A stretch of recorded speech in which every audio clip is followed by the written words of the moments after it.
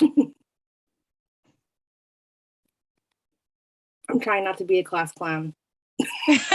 Oh, please, don't get me started. I'll be in the back of the room sending you notes. Oh, you're one of those coworkers? That's me too. I'm still one of those Okay, ladies, and we are live. Welcome everyone to Contemporary Realism and Latinx Fiction, hosted by Angie Abreu at Dominican Writers and Sofia Quintero. Tonight as guests, we have Sofia Quintero, mostly known for Show and Proof, Francesca Padilla from What's Coming to Me, and Christine Candic Torres from The Girls and Queens. This event is part of the Brooklyn Book Festival Bookends events, which are taking place every day this week. Be sure to come out to Children's Day this Saturday, and be sure to check out more information about the full schedule of programs by visiting brooklynbookfestival.org. The conversation today, give me a sec, everyone. I am so sorry.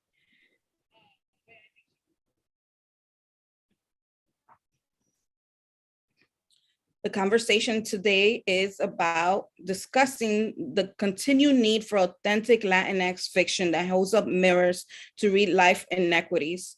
While Latinx readers deserve escapist stories and representation in all genres, novels that honestly depict the painful imprints of race and class in the real world remain important as ever to represent the true lived experiences, both positive and painful, of today's Latinx youth.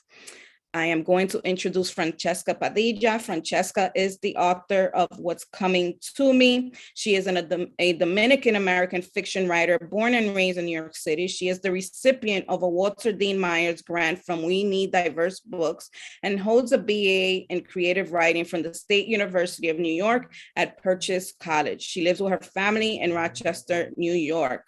Next up is Christine Candic Torres. Born and raised in New York City, her fiction has received support from Edgebrook Vona, the Jerome Foundation, and the Queen's Council of the Arts, and been featured in publications such as Catapult, Quelly, and Fractured Lid. The Girls and Queens is her first novel. And last but not least, our moderator, Sofia Quintero, is a self-proclaimed Ivy League homegirl. Sofia Quintero is a Gen X Afro-Latina author, screenwriter, and hypnotherapist. To date, she has published 7 books, including the critically acclaimed YA novels Ephraim's Secret and Show and Prove by Knopf Books for young readers. Her latest novel, Chrisette, will be published in 2025. I love that. Now I could put you on my on my list. Just holding myself accountable. Of upcoming books that we need to review, because my patient editor. Getting larger and larger. Ladies, thank you for being here with us tonight. It is my pleasure and honor to be part of this conversation, to sponsor this so very important conversation. And, I'm sure our guests are going to appreciate it just as much. Sophia, you can take it away. Oh, Angie, thank you so much for being our community partner. There couldn't have been a better organization to do this. And we also want to give a shout out to the Brooklyn Book Festival for also sponsoring this event and recognizing the importance of not only Latino authors, but authors in this genre. So before we dive right in, I wanted to just give the folks who are with us a little bit more context about why we wanted to have this conversation. So over the years, I published my first novel back in 2003, and over the years, and even more so recently, I've been grappling with what I believe to be an undervaluation of this genre that we're calling contemporary realism. It's an imperfect name, but it'll do for now. I don't think I speak only for myself when I say that Latino authors in this genre recognize and endorse that Latinx audiences should be able to see themselves in all genres, from romance to sci-fi. But what often happens is that call for representation in genres that are not necessarily based in this, in contemporary times, realistic fiction.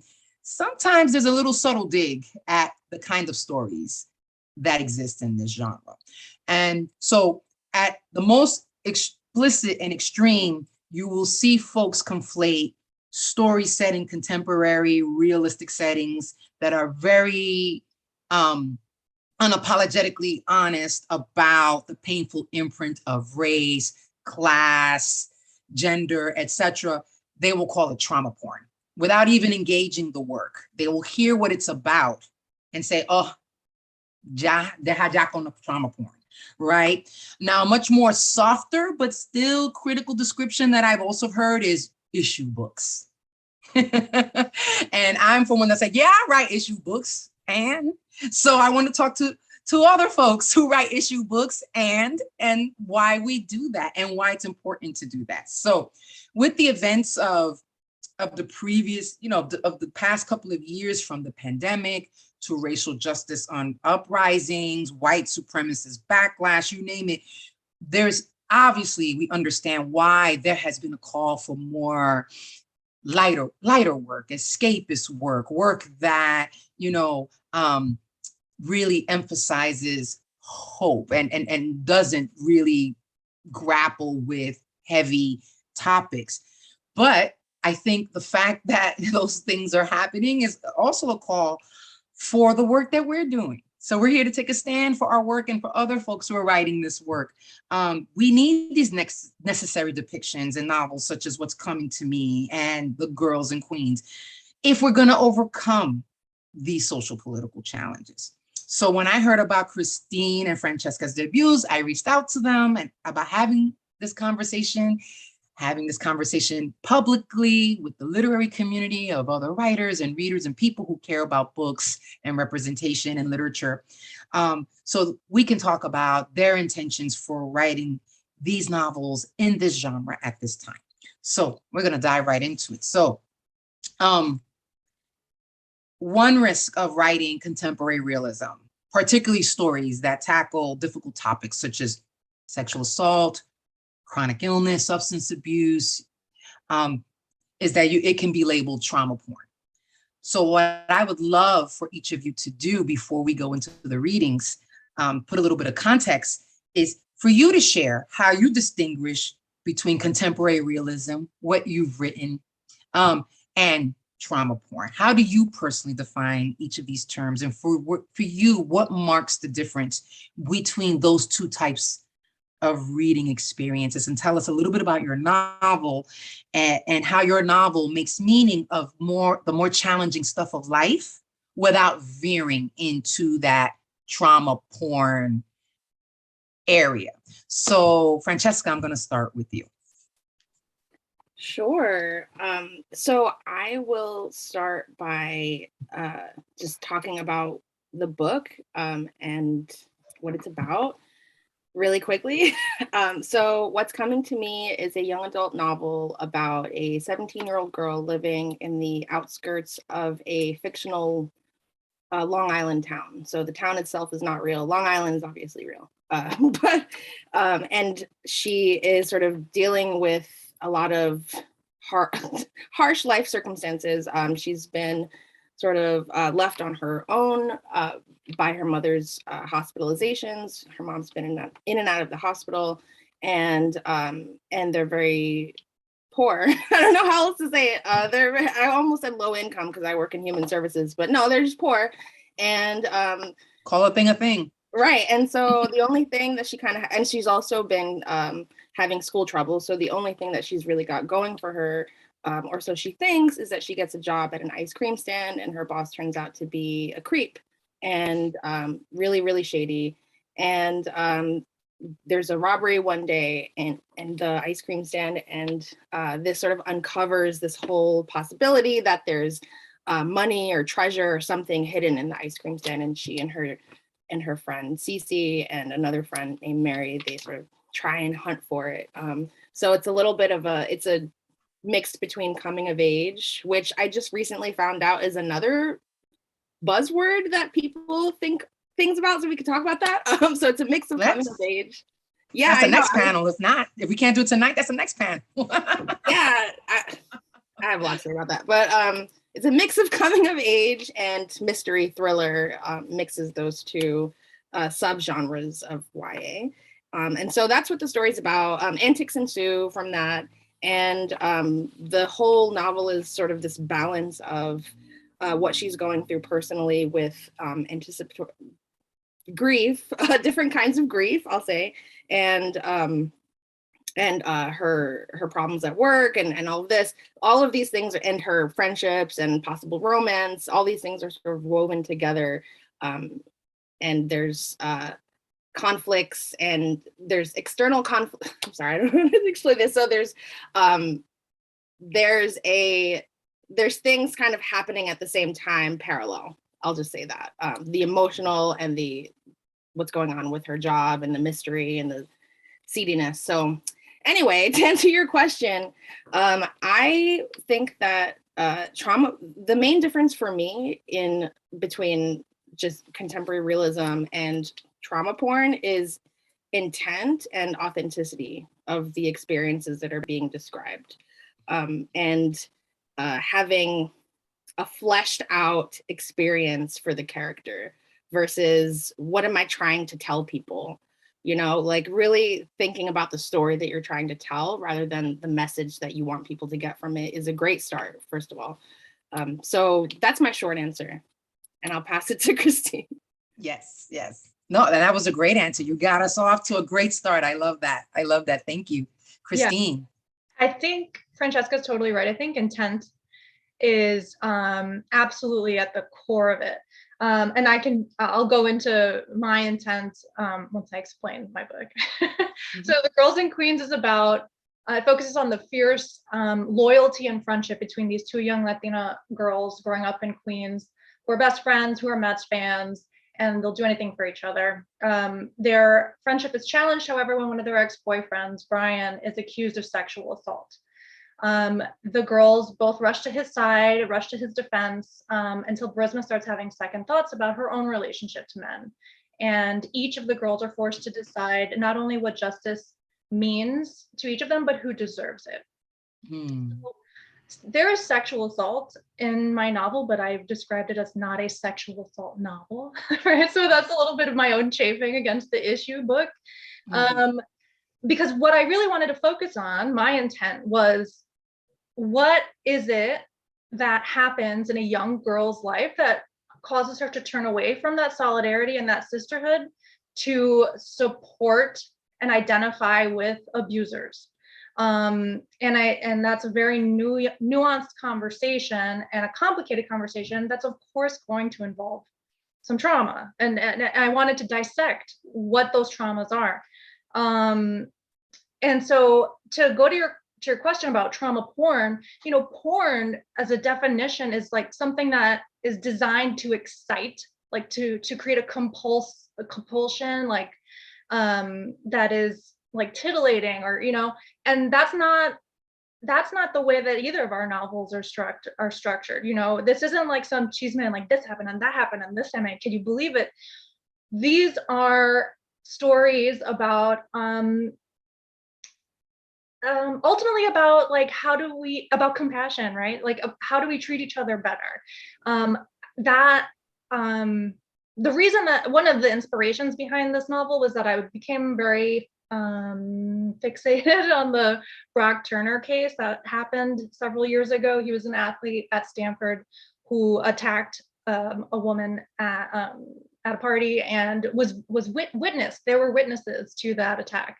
And yet there was still a trial and there were still women that came forward. And I wanted to dive into that because I know I've seen that in our own communities too. I wanted to set the story in an urban community in Queens, New York, and explore the nuances of sexual assault allegations. And that's the fabric of the story, and it's the fabric of the lives that we're living, right? So when we talk about contemporary realism, I know I've made peace with myself that that's the kind of writer that I am. Like I'm going to, in every piece of writing I've written, I think I've used the word linoleum.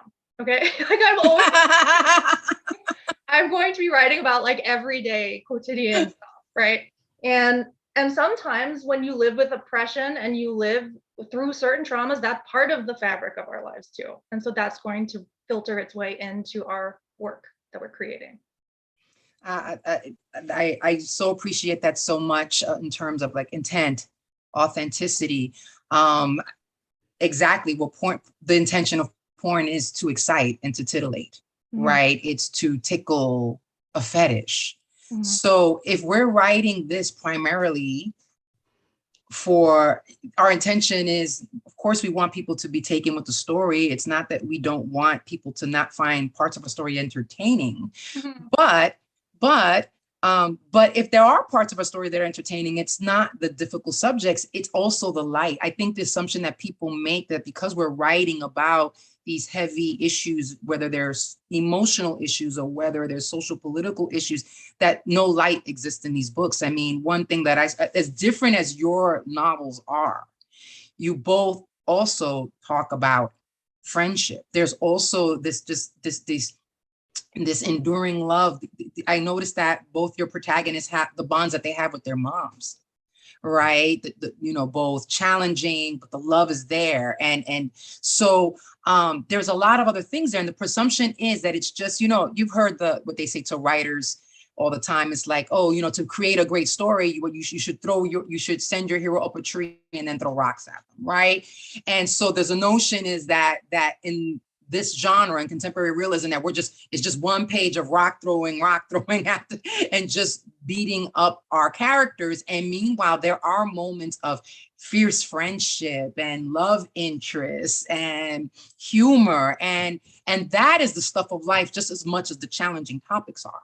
And so that's why it kind of grinds my gears when people just hear what it's about and without having even engaging it, already dismiss it. I mean, I also think a lot has to do, when people are writing trauma porn, first, I think not anybody who writes trauma porn, not everybody who writes trauma porn intends to.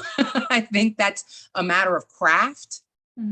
If it goes there sometimes, and of course, I'm not saying that there aren't some people who are totally doing that, know that they're doing it and don't care, right? But I think most folks who, if they veer in that direction, it's because of craft issues.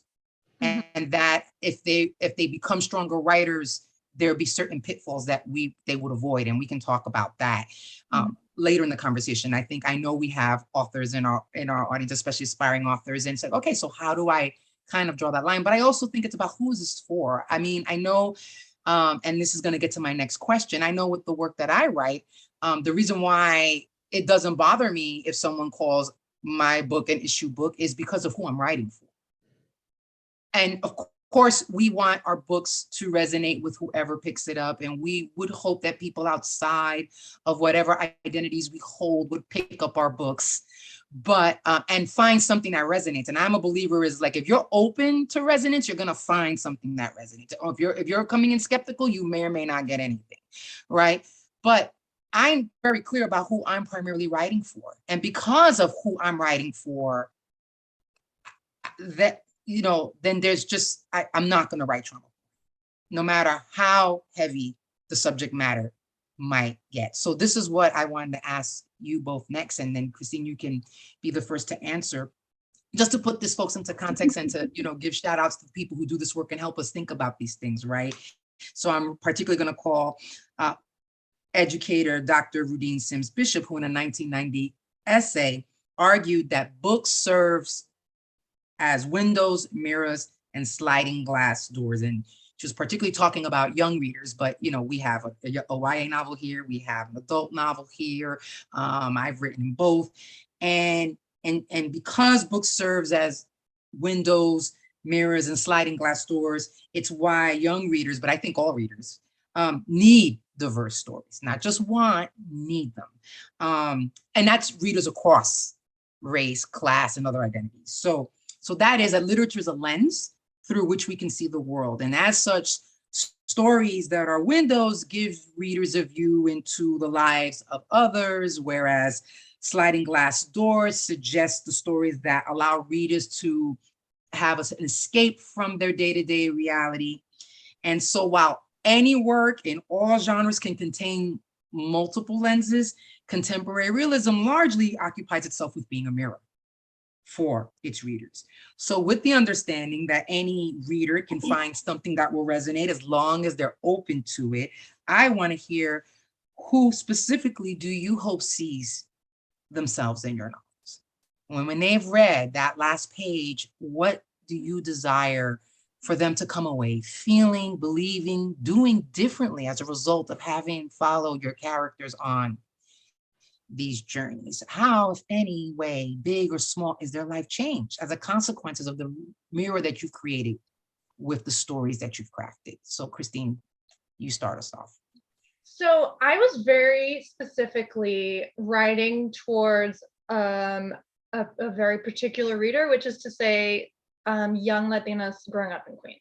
And even if I'm pushed a little bit more, maybe specifically me as a teenager, even though, yeah, this is an adult novel, but I mean, to be corny for a second and a half, I wrote— Please, go ahead. We like corny. I had the memory, only once the book was being published, that in high school, I had written in 10th grade a paper that was assigned to me about, like, what do you want to be doing in 10 years or something? And I wrote that I want to be writing stories for 15-year-old Latinas that growing up in Queens, that so they don't feel alone, or that they see themselves represented. And many more years than that is when it happened, but I had the realization, like, oh shit, like I really did do that, and that is the reader that I was writing towards. That being said, just like you were saying, I've had many people, resonate with the book, and I've even had, guys come up to me and be like, hey, you know what, I unfortunately recognize myself in some of these guys in the book, and maybe that wasn't cool that I did XYZ. And that's a wonderful, unexpected conversation that's happening.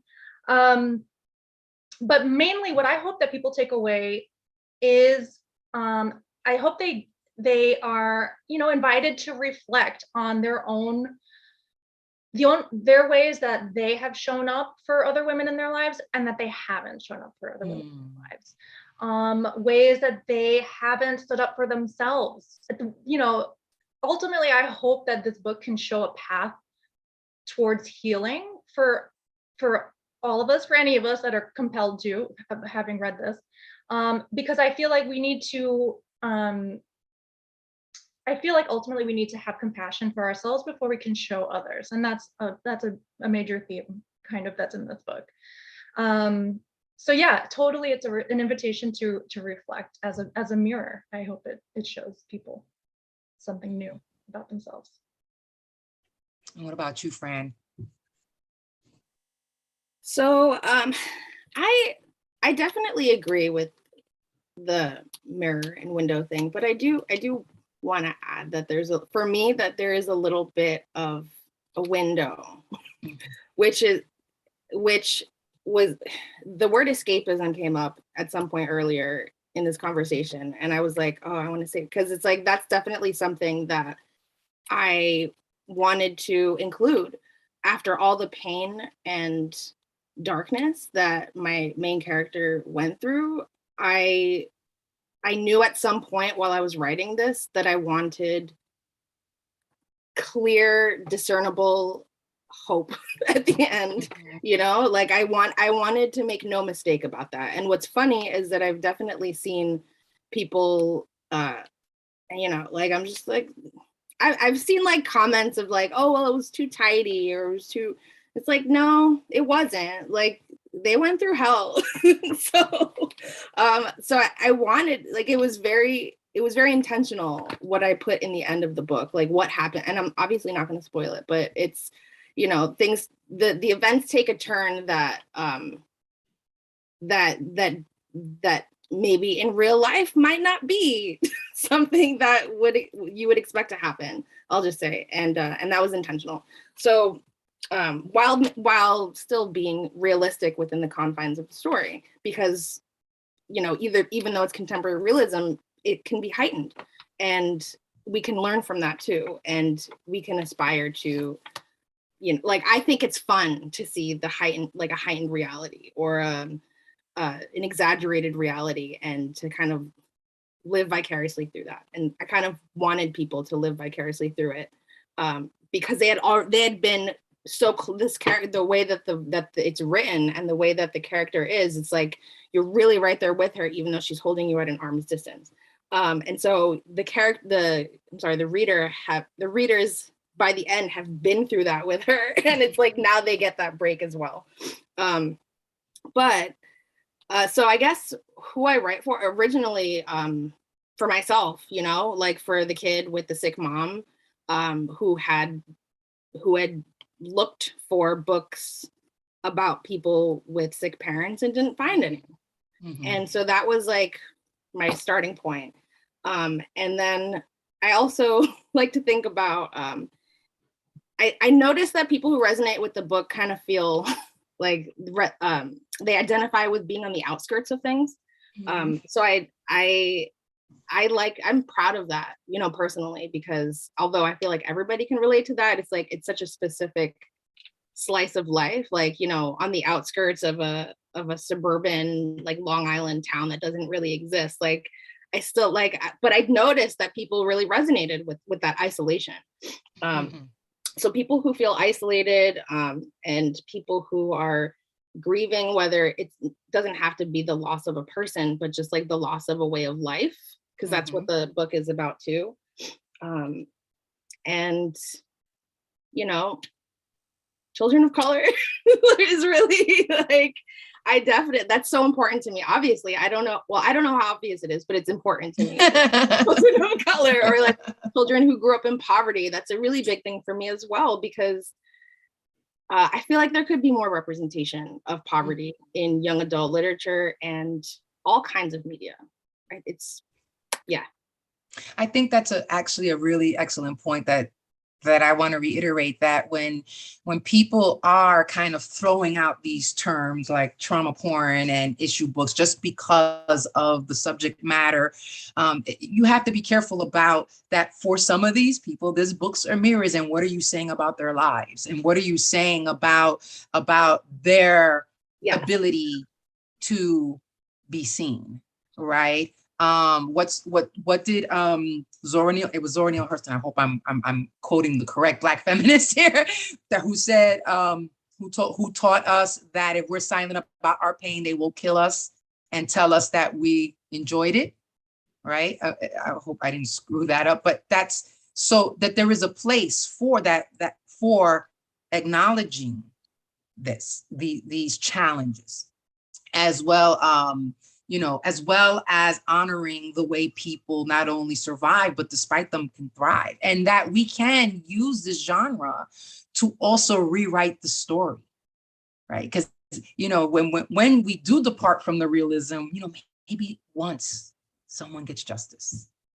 Maybe once someone gets their happy ending after all that they went through and all that they've learned and all that they, right? Not just surviving, but thriving. And that's what fiction allows us to do, right? So I want folks to get it. I'm not going to make the presumption that the folks who are watching us right now have had an opportunity to read your book. So I would love for you all to do a short reading, an excerpt of your choice, to give them a taste of that. And just, you know, the proof is in the pudding, right? So Francesca, why don't you start us off? Oh no, why'd you have to say the proof was in the pudding? Because I've read these books and I know what you did. I know what you delivered. Okay. And if folks want to argue with me about it, we could go. We could do it. Go. You know? I got earrings on. I'll take them off. That's right. So I decided to read from chapter 5, and so just to give a little bit of a preface of some context about what it is, I haven't read this piece yet, so this is exclusivo. All right. And so it takes place in the apartment. The main character, Minerva, her mom is not there, and she's used to being by herself, and then this cousin takes kind of moves in, this cousin of her mother who's like 10 years older than Minerva, so in her 20s and younger than her mother. And there's this like dynamic where they're like jealous of each other and they like bicker a lot. So she sort of moves in and is like, I'm going to take care of you. And they argue a lot. So this is the scene. Chapter 5. I wake up to the sounds of clanging dishes and running water. The first thing I think of is mom coming home from the hospital without telling me first, a dozen or so times in the past year alone, sometimes in the middle of the night. The hope and dread warring in the pit of my stomach, hope that everything would be normal again, whatever normal meant, and dread that she had more bad news from her doctors. Sorry, she'd whisper, hugging me tight. I didn't want to get your hopes up. But it's not mom. The realization hits along with the memory of last night. Mom isn't here. Duke's Ice Creamery was robbed by creeps, and I had to walk home. The activity in the kitchen is mom's cousin, Nicole, who's been taking care of me in my mother's absence. Nicole is 10 years older than me and 10 years younger than mom. When she's not over here scolding me, she lives across town in Nautilus proper. She even sleeps over sometimes. It's been about 3 months of this, and every time I have to see her is somehow the worst. Nicole is on her hands and knees cleaning out the refrigerator. She has earbuds in and doesn't hear me enter the kitchenette. I tap her on the shoulder and she jumps. The surprised look on her face hardens to annoyance. I notice her new tan, offset by a deep blue ruffled sundress, and remember her saying something about a trip to Florida. She must have left and come back at some point. I've been spending so much time at Cece's and Duke's that I didn't realize she was gone. Being home, especially sober, draws memories as easily as if they were just under my skin, each one trying to burst out and outrun me. Do you know how much of a disaster this kitchen was when I got here? Nicole stands up. It took me an hour just to clean out this fridge. You were supposed to do this before I left.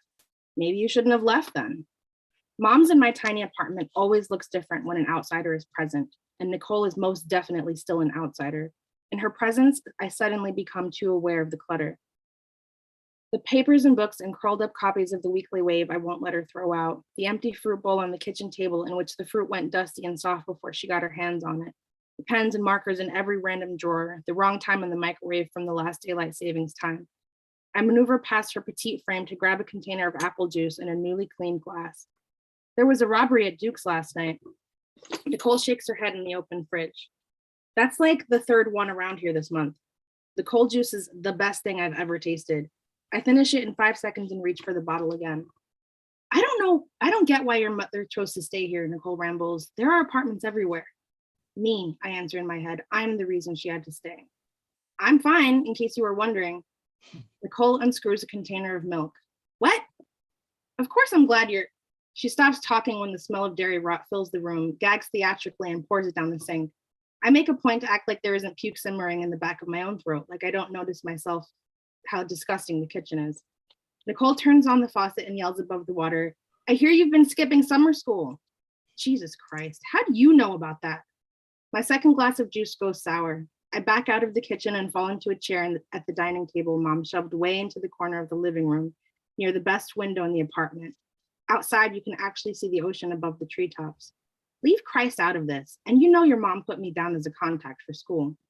Summer school is bullshit. I wrap my arms around my head and sink to the table. It's nice and dark and safe in there. If I didn't know any better, I'd think you were trying to get kicked out of school again. I'm not trying. That's exactly the point. You're not trying to do anything. Do you know how lucky you are? I would have killed for a fraction of your opportunities. Maybe you can kill me now and take my place. That's not funny. Nicole's voice is closer. I don't need to look up to know she's glaring at me. But what she doesn't understand is that her potential for intimidation is tragically weak compared to Mom's. You think it's so cute, she says, skipping school and making jokes while your home is falling apart? How could you do this to Sunny? I finally lift my head to look at her. My hands reach for something solid and wrap around the empty glass in front of me. I picture myself throwing it at her or pushing her against the fridge until she apologizes for bringing Mom into this. The apartment is so small, it's no more than 3 steps to reality. When the feeling passes, we're still on opposite sides of the room. The vision leaves me dizzy. That's it. I'm gonna stop it there. Thank you. Thank you so much. That dynamic is just, I have a Nicole in my life. So. I think you kind of have to like really understand. that definitely resonates. Angie. Thank you. Christine, I would love for you to read an excerpt of your work, so people can see an example of what we're discussing here about the importance of this genre. Sure. I just want to say really quickly, I'm so glad you read that scene, Francesca. It was so, I remember thinking it was such vivid imagery. Like I was there in that kitchen and the soft, dusty fruit and everything. Like it resonated with me too.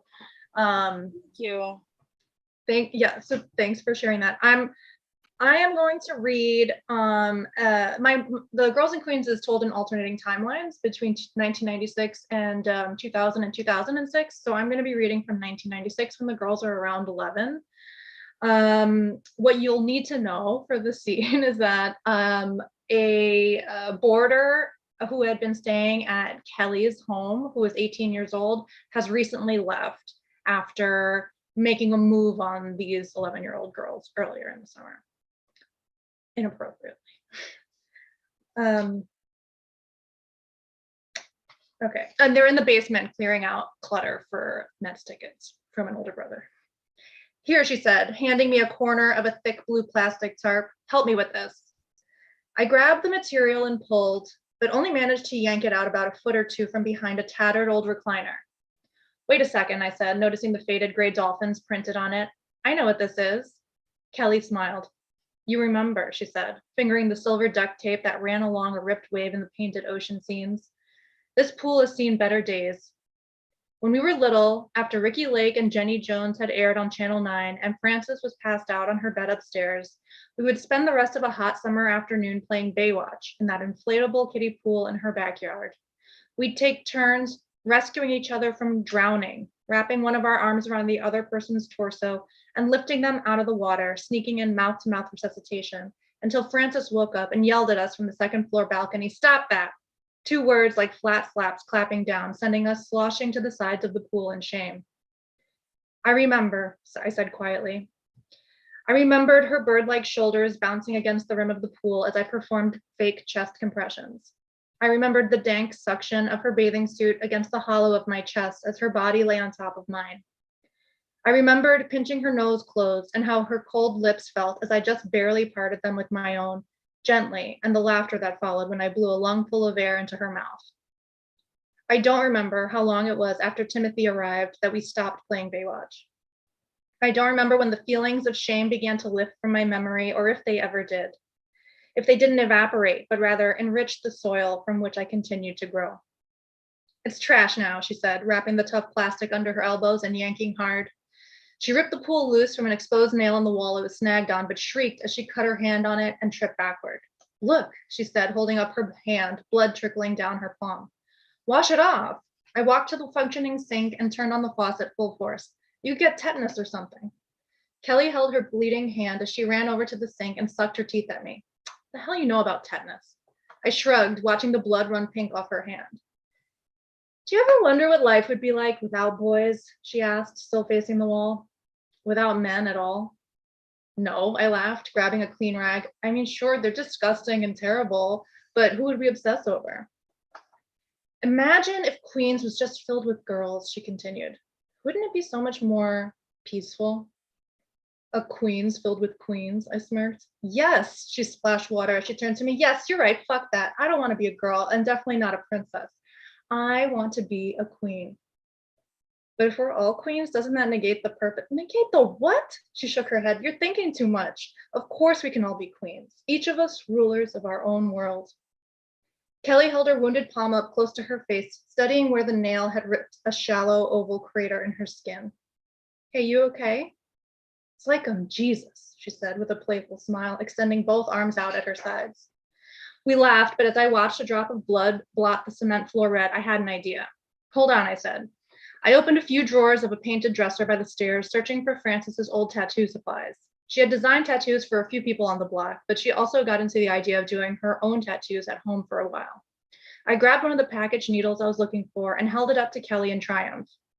I've always wanted to do this. I ripped open the package. A tattoo? No, I said, studying the metal against my finger. It's just the needle, no ink. I pierced it under my skin, a shallow puncture, but enough for a single bead of blood to surface on the tip of my finger. See? I grabbed her stigmata'd hand and wrapped my finger inside her palm. Her lips tightened into an O as if in pain, but no sound followed her sharp intake of breath. We're blood sisters, I said. Kelly slowly smiled, her slight underbite teasing me, ready to call me corny, but she didn't. She blinked and repeated back to me, blood sisters. I released her. You'll never be rid of me now.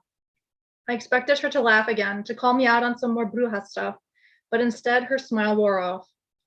I'd never want to be, she said sincerely, before bending down to finish washing the gash in the oversized sink.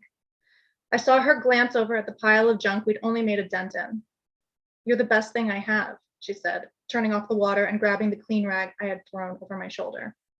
I didn't know how to respond beyond the wounded kitten sound I found myself making and instantly regretting. I felt the weight not only of the clutter in the basement closing in on us then, but of the soil behind the walls, the storied landfill of Queens Boulevard her family told us about, dumped on that road to make us a thoroughfare. How many generations would it take before the pile of everyone else's shit we'd let grow unabated swallowed us whole? Would we ever be able to dig ourselves out from underneath it all and find ourselves not girls anymore, but queens in our own right? Kelly sniffed and wrapped her hand once, twice with the cloth, then tucked it in tight. All right, she said, we've got work to do. Thank you. Yes. Thank you. Awesome. But folks really have everybody has to not only read both these novels, support them, buy them, but you also have to tell everyone else to do it as well.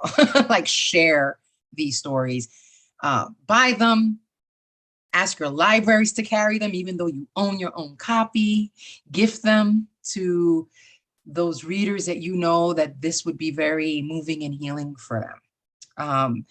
That's what's at stake here, right? So, and that's why we wanted to have this conversation.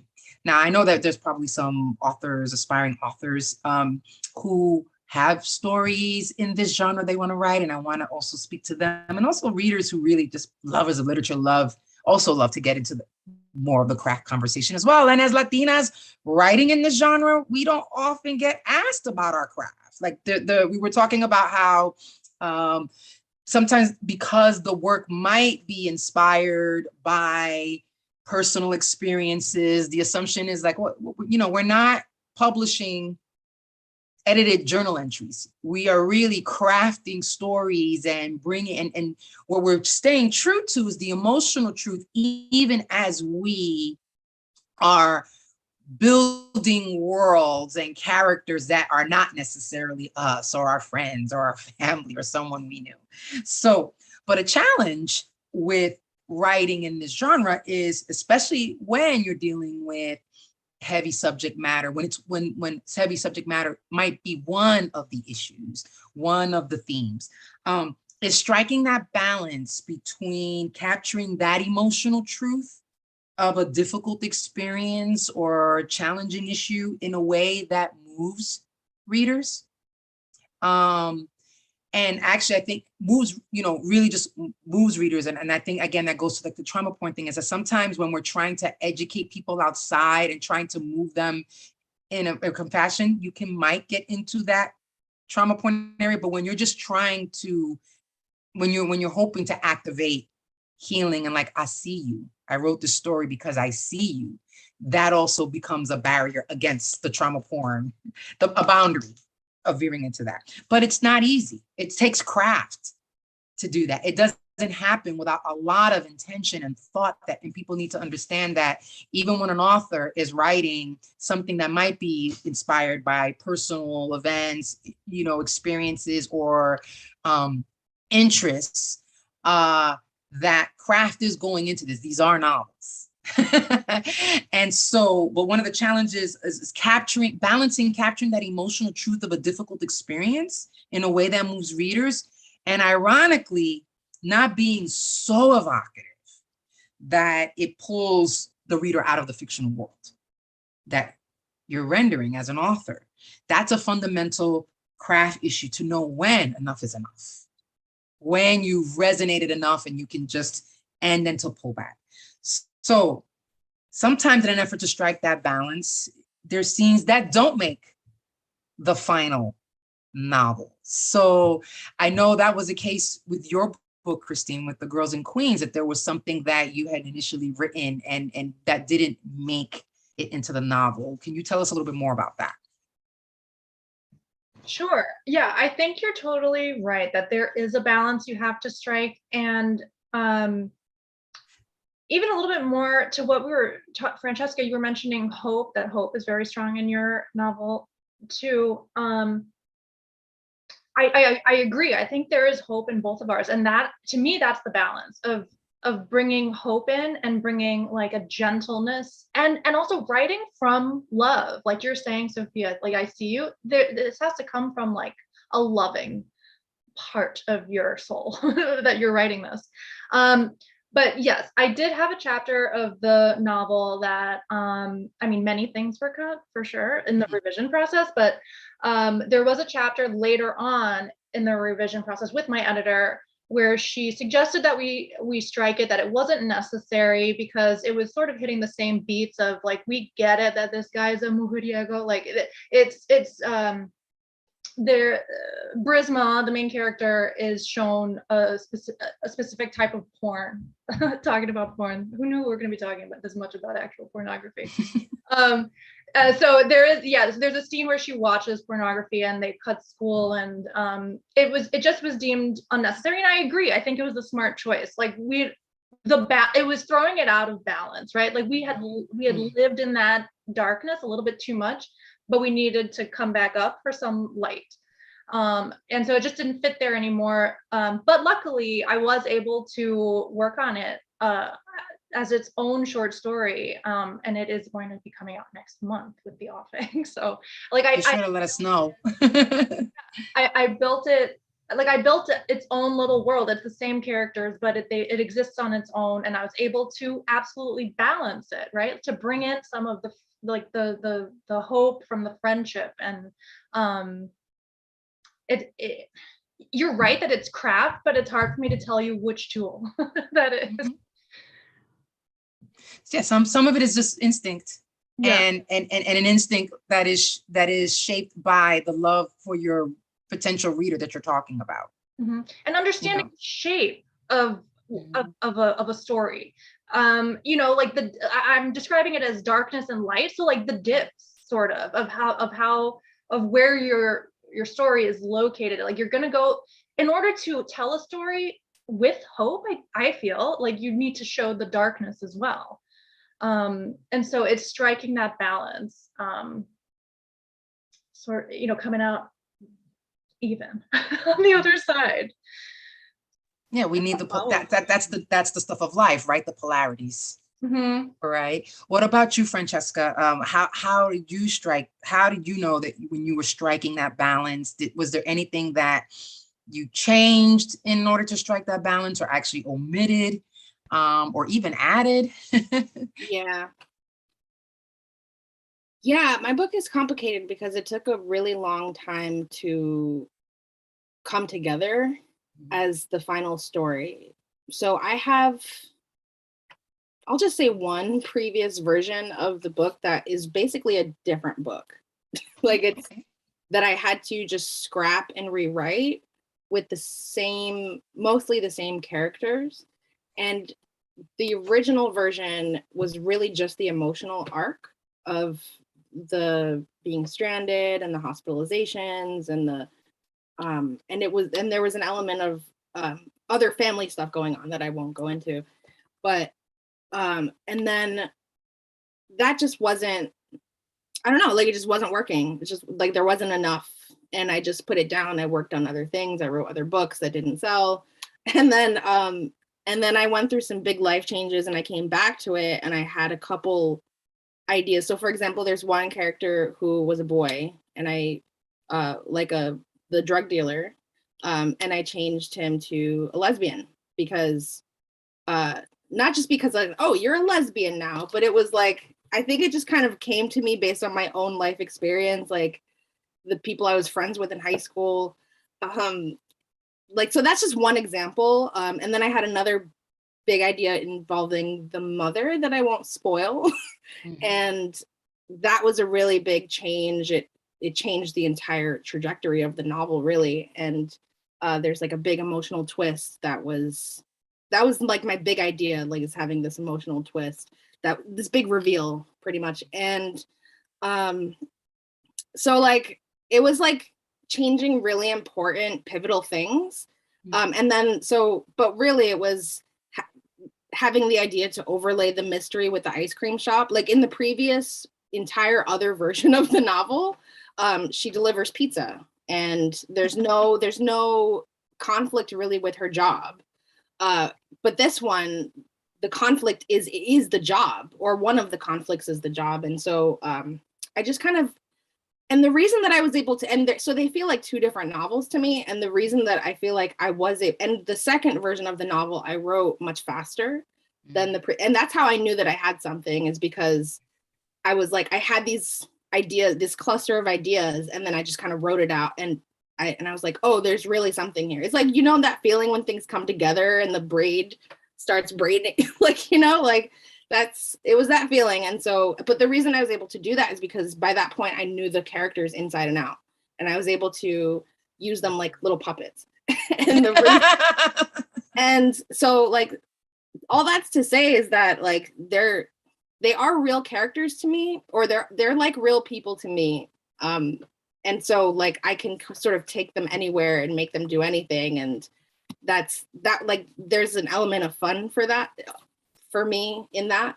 But I also don't see myself as the main character. I don't see real people in my real life when I look at those characters. They are like different people. And that's why it works to me, because I feel like it's really hard, maybe impossible. I can't speak for other writers, but it's hard to be like, I'm gonna write about my life, and then like make it, and then have the story actually make sense. Like they have to be it has to be its own world. Like they have to be their own people, and not, they could be influenced by real experiences and real people, but they have to be their own people, for it to work. So yeah. I think I answered the question. Yeah, I think, yeah.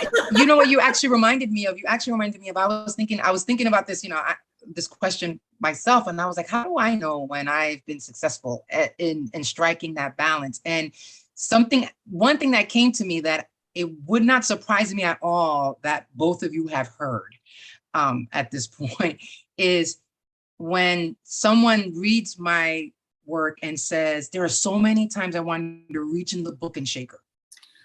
Like, why are you making those choices? Yeah, I've seen that too. But it's coming from a place of investment. It's coming from that place of compassion. It's coming from that place of you know, I relate to even if I couldn't, even if I wouldn't make this choice, I understood why that's how I know that I've somehow succeeded in complicating this character and also been successful in depicting the social, political, economic, cultural forces that are shaping their choices. Because if you're like, no, don't, why did you do that? But they're still turning the page because they still want them to win.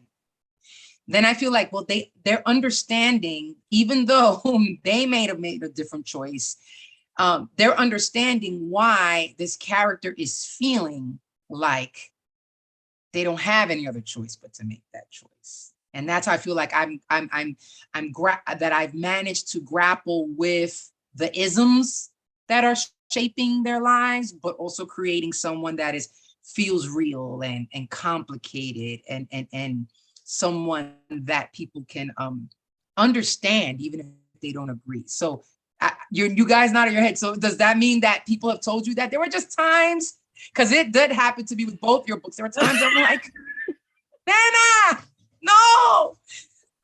And I got to keep going. Yeah. Right? But I think part of that is not only just when you nail it, you nail the emotional truth, but it's also with when you're talking about this genre and you're grappling with things. These are just not characters going on an emotional journey, but you're also speaking plainly about poverty. You're speaking plainly about patriarchy. You're speaking plain, and you're speaking plainly about racism, etc. That's the feeling that you get. You're like, I just wanted to shake her and I just wanted her to do something different. But at the same time, you're still reading and hoping that she lands on her feet. So did that happen to y'all? Because I know it really depends on who is saying that and why. Right. Well, I'm saying, well, there's certain like people, an old white lady saying, I want to shake her, then that is not coming from a place of compassion. It's not coming from, it's coming, it's the, it does. You're right. I'm glad you qualified that, because you're right about that. I don't want to hear that just from anybody, but, but it means a lot to me, when I'm writing for BIPOC folks, and they're the ones that are reading it, and they're the ones that are saying, I just really wanted to say, girl, what are you doing? But I couldn't put it down. I was still rooting for her, and I understand it. I get it. Even though I knew where it was headed, if she made that choice, I get it. Mm-hmm. Christine, you're nodding your head. Yes. I just want to say that's definitely a great qualifier to this, because I've heard that from old white ladies, and it's just my reaction is like, oh, well, okay, I understand you've had a different. But then, and then on the other hand, in the same version of the story, like I've had Latinas say to me like, oh, like I was attracted to Brian at the beginning of the book. So like, I know that it's going to relate to people in different ways. But I've had people absolutely say that they wanted to shake them, it's why aren't they showing up for each other in whatever way, which is different than one of my earliest beta readers. I had her read a version of the novel, and she just said, the girls are too irredeemably mean to each other. Like you need to have a few more redeeming qualities in here. And that was legit. And I took that into my revisions, and I focused a lot more on I wrote small kindnesses and friendship, and I put that up on my wall because I needed to, going toward building these characters as real people, I needed to like build in what are these small moments between each other that I can show to build this lifetime, to build this friendship, to build this world. So yeah, those are very different kinds of feedback, and actionable on one hand, and then on the other hand lets you know that I think I've done something right to create buy-in into this world. Right. Yeah. Right. Can I just add something? Because I know that you said a little while ago that you wrote it for girls and queens. I grew up in Brooklyn, and I very much related to like, I grew up in the Bronx of like playing. And I grew up in the Bronx, and I'm Gen X, and I was like, I related to both the kindnesses and the, the competition and all of it. Mm-hmm. I mean, of course, I think it is relevant. We can, mushroom cloud this bigger and bigger, right? I think it's relevant to people that grow up in urban neighborhoods and who are children of immigrants or immigrants themselves for a second generation. But like, are you asking me who did I like specifically? Or I felt like, Queens specifically, because Queens does not get much representation in literature or in media, period. That's true. And it's really not a BIPOC version of Queens either. Like, I mean, from Brooklyn gets a different kind of treatment too. No, listen, it does. And that's why I left. No offense. Absolutely. And the reality is right. What's a fundamental understanding that we have about the arts is that you get to the universal through the specific, right? If you try to write for a broad audience, you end up writing for no one, because it doesn't land, it doesn't stick, it doesn't really resonate. But when you really hone in, which is why I asked you at the top of the conversation, who do you most want? It's not that that's going to be the only person it's going to be. It's but who do you want most to move? And when you're thinking of that one particular reader, that 15-year-old girl in Queens, right? That outsider in this town, on the outskirts of town, feeling invisible, what have you, and grappling with things, right? It's when you reach that person, you'll be surprised other folks who are open-minded enough to engage it, who don't dismiss it because it's not their experience on the back cover, right? You start to touch a whole lot of other readers. And I have other questions for you, but I do want to check on the YouTube stream to see if anybody who is with us has a question for our authors, because we are at almost 8 o'clock and we may have like 10 more minutes for questions. And I'm just going to check. And if not, then I'm ready with a question for y'all.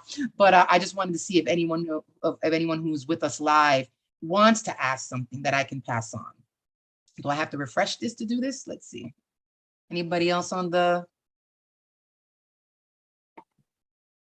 I don't see questions yet, but Lillian Rivera says she loves your glasses. Yes, Lillian, thank you for being here. Thank you. My glasses. And Ida and Stephanie, thank you for being here with us. Awesome. So, okay, I'm gonna, because I want to have as much time with y'all as I can. You know, this conversation is going to be ongoing.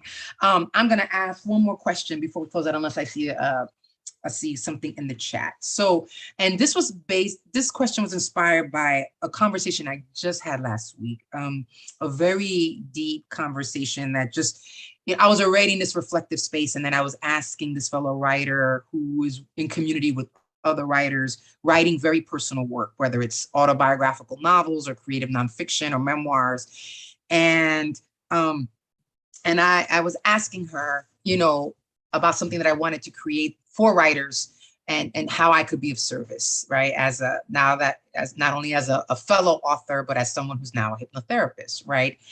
And this person really broke down for me just how much work people of marginalized identities do when they're writing these personal fiction or nonfiction, when they're writing these personal stories, especially when the story involves trauma. And we're not talking about having to be twice as good at your craft to get as half as far as the publishing industry.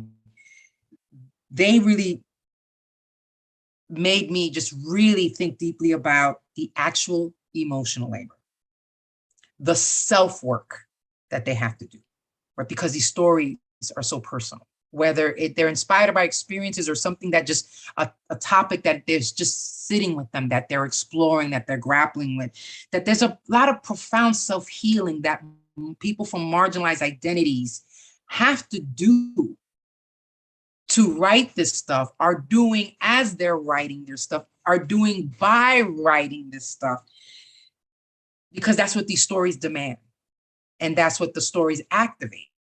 So, and we're talking about, they're doing things like not only healing trauma of, not only at the individual level, but at a generational level. Grappling with practicing accountability and forgiveness. Like, okay, this is what I did, but this is what they did. And how do I forgive and let go myself and that, right? That betrayal, that issue. Communing with ancestors will come up when you're dealing with this work. Doing your shadow work, looking at all those spaces that you have been taught to shame and hide, right? And I'm a real believer in, like, sometimes your treasure's in the trash, right? So it reminded me of that quote from The Salt Eaters by Toni K. Bambara, where she said, "Are you sure, sweetheart, that you want to be well? Just so you're sure, sweetheart, and ready to be healed, because wholeness is no trifling matter. A lot of weight when you're well." So I wanted to ask you, what were the weights you carried through your novel as you were writing them? Both writing it and now that you're sharing them with audiences and receiving questions and feedback, that you've been able to heal for yourself. Because I know that if you've been able to move yourself and shift something for yourself, then you're definitely having that impact on readers. Because if it doesn't work for us, it doesn't work for them. If you're writing a scene about anger and you don't like, okay, I got to step up and walk away from my desk for a minute, it's not working. If you're writing a scene about, terror and you're not getting a little, your hairs are not standing on you, it's not working. So if you're writing a work that you're hoping will heal that reader that you're thinking about, then clearly you're doing that work on yourself.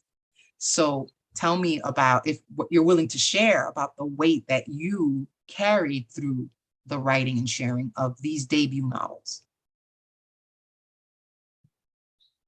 I'll just share. I mean, I've written about my own struggle with internalized misogyny. I've written nonfiction essays about that. I started this novel I had the very first idea for this novel in 2015. And so I had written a bunch of it before the Me Too movement started gaining a lot of traction in the fall of 2017. And I have very vivid memories of my own reactions to some people, like when it was all popping off on social media and people were saying Me Too and all, and I'd be like side-eyeing some people and being like, well, what could they possibly be talking about, whatever. And I could feel it in myself. I'd already begun this story. I was already interested in this stuff. And I was also pregnant with a boy at the time. And so like, there was a big reckoning for me of like, I'm still carrying this. It's deep in here and I need to be doing this work. I need to be doing my own personal work with therapy and stuff, but also, writing this helped me come to a more gentle space, to be able to hold space for what I was taught to just swallow and keep moving with, what I was shown generationally to a certain type of way to act and who to protect and who to throw under the bus. Absolutely, that is stuff that I was working through while working on this book. And like I said, I also became a parent. And I think that when we're talking about generationally, that has it's all one big braid of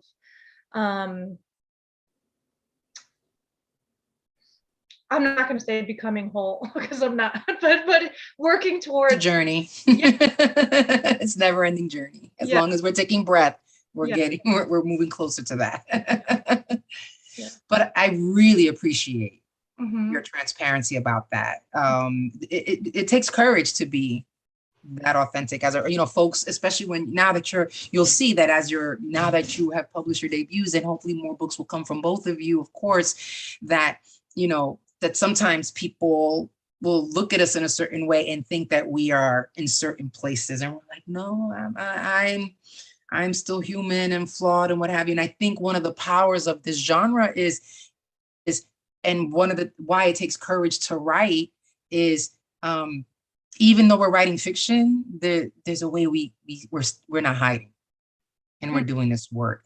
What was that weight for you, Francesca? What were one of the weights for you? I think that I gained some insight about myself in the way that I saw people describing the book. Like, just to be plain about it, like I would see people describing what Minerva went through as trauma, and I don't believe I used that word once in the book, or did I even really think about it like that? And then I realized, like, oh, I'm traumatized. Like, and that's okay. Like, it's okay. It's like, I didn't have any new insights about things that I'd been through, just that like, it gave me the space to realize that I had been through, like the things that I had been through that Minerva had also been through were traumatic. And that was just new insight for me. And I think that, and so my mother passed away, around the same time that I signed with my agent and didn't sell that first book. And so there was like a really hazy time where I was like trying to develop this book and also heavily grieving my mother, who I was very close with. And so I think that, and there was a period there in one of the drafts that I gave to my agent read and gave back to me. She was like, this story has bones and muscles, like everything is here. Like, this is such a great start, but I think that you are holding back. Like, I can sense that. And we had known each other for a good few years at that point. So like, and she had known my work for a while. Like, so she knew, like, she was like, I just can tell that you're holding back. So like, really lean into the feelings, even though it's hard. Like, I just kind of had to do that. And I still don't know if I could have done more, to be perfectly honest, but I think I did. I'm so proud of what came out of it. And you should be. Yeah, it comes through. The again, the emotional labor comes through, and it comes through in your book as well, Christine. It comes through.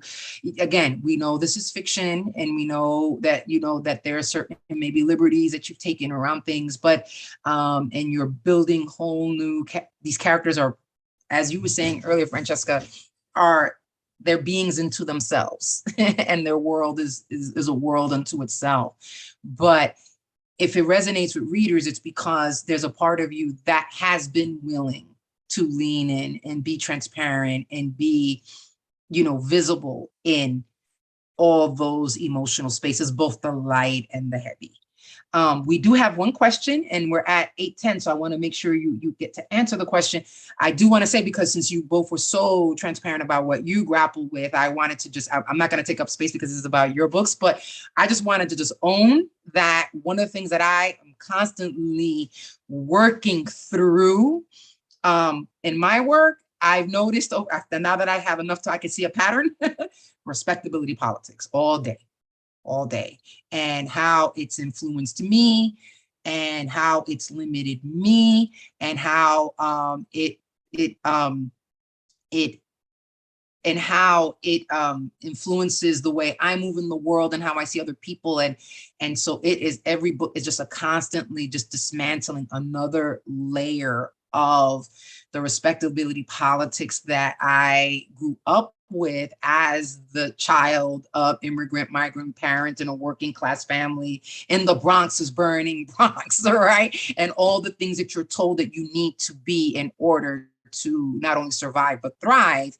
And how not only has that actually limited me, yes, it got me places, but also now how it's also a hindrance, and how I can project that onto others. So a lot of what I'm working through in my work is through my characters, which is, you know, my characters might be having life experiences that are different from mine. And part of that is because I am trying to work through the compassion, and to not see the us, them, but it's just us, right? So I just wanted to own that. Like, yeah, me too, and this one's mine. This is the weight I'm carrying through a lot of my work, and trying to undo both the harm that's done to me and any harm that I might have done to anybody else with that narrow lens on the world.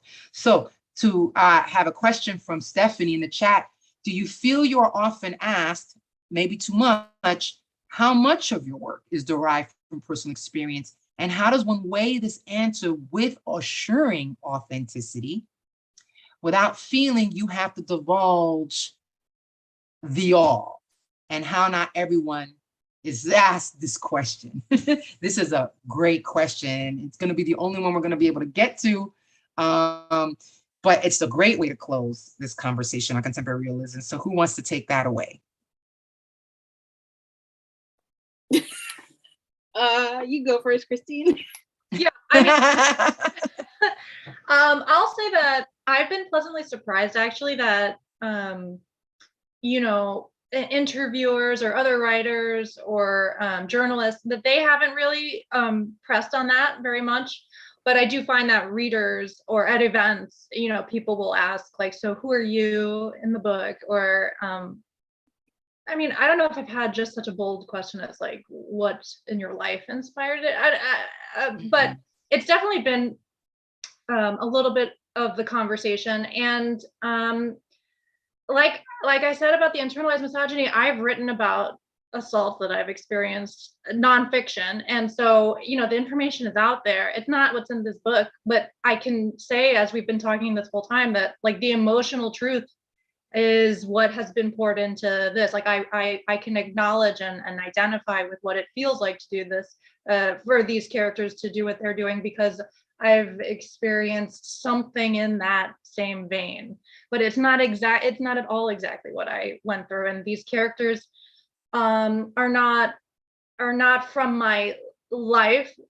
In fact, I've taken to saying that these characters are all me. Like my brain. So like you can find me in all of them. And I feel like that shuts people up. Yeah, I said that about some of them. I'm like, even the cishet awful frat boy, there's a little bit of me in him too. Yeah. And if there isn't, then you haven't complicated them enough. And if you haven't complicated them enough, then you're letting them skate because you want to show that they're making choices. And they're responsible for their choices. Yeah. What about you, Fran? I think that sometimes there is like a blurriness between like the events of the book and what people think that I experienced. Like the other day, somebody asked me about, like they had read the whole, I feel like I shouldn't say this, but they had read the whatever. They had read the whole book, and I think that they still thought it was in New York City simply because the bio on the book said that I was from New York City, and I thought that was really interesting that they like carried that assumption throughout the whole book, just because of me. And so like I have to make things different so that I can see it as an omniscient sort of story maker. And I agree that it's not just the main character who I've identified with. There is a little bit of me in all of the characters except for the pervy boss. You know, Anthony and Fran, right? It's just straight up a villain. Just no, it's not great. So, but people do think that like Cece, the drug dealer, like neighbor friend, like they think that she's a little bit villainous, and that's the character I identify with the second most, you know, because she's so cool, so badass. But yeah, I don't know, but I can tell you that I'm very transparent on social media about things that I'm working through. And I just like, that's just how I have to be, because I can't compartmentalize anymore. Like it's too much work. And it's like, I feel like if I have a certain amount that's like out in the open that people understand about me, that I've done what I had to do. And we can talk about it when it's time to talk about it further. You know, I don't know if that even makes sense, but I feel like I just put myself out there as like, this is what I'm about. And in hoping to like connect with people and have people see something that they identify with and relate to. So I don't know. That's my answer. That was it. That was great. No, that's the answer. That's the answer. So we are at 8:17, and I just want to again thank Christine and Francesca for, agreeing to have this conversation. May the conversation continue. Everybody who's watching, please support these wonderful authors so that they can continue to bring you these powerful stories. I want to thank the Brooklyn Book Festival and especially Dominican writers. Angie's back with us. I don't know if you want to say anything before you close us out. Just thank you for this very informative conversation. I think as writers, these are questions that we ask ourselves, of ourselves and of the authors that we're reading. So to have you ladies here with us tonight has been an extreme pleasure. Thank you so much. I also want to thank the Brooklyn Book Festival and remind everyone that there's a host of events happening this entire week. And this weekend is Children's Day. And for more information, you could visit their website at brooklynbookfestival.org. If you want to know more information about Dominican writers as well, we're everywhere on social media, especially Instagram, and you can visit our website at dominicanwriters.com. And please, folks, share this conversation with other people who you think would enjoy it. Tag us on social media. Let us know what parts, keep the conversation going. Let us know what parts resonated with you the most. Any other questions you still may have. It doesn't end here. It's just starting. Yeah, jump on Twitter. Francesca's on Twitter. I think Christine as well. Mm-hmm. I'm there. I'm there every day. I don't post every day, but I'm in there multiple times a day. And Sophia and I just checking out the gossip. What new writer scandal is happening this time? Right.